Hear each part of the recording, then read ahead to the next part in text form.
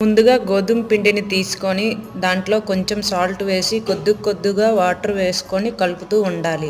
ఇలా కలుపుకున్నాక కొంచెం నెయ్యి వేసుకొని మళ్ళీ కలుపుకొని పొడిగా తడుపుకున్న కాటన్ క్లాత్ని కలుపుకున్న పిండిపై ఒక 10 నిమిషాల వరకు ఉంచుకోవాలి. ఇప్పుడు మనం ఉడికించుకున్న ఆలూని తీసుకొని కొంచెం సాల్టు, కారం, గరం మసాలా, ధనియాలు, ఆనియన్స్, క్యారెట్, క్యాప్సికమ్, తురుముకున్న అల్లం, పుదీనా, 1 టేబుల్ స్పూన్ ఆయిల్ వేసి కొంచెం కలుపుకొని నిమ్మరసాన్ని యాడ్ చేసుకొని బాగా కలుపుకోవాలి.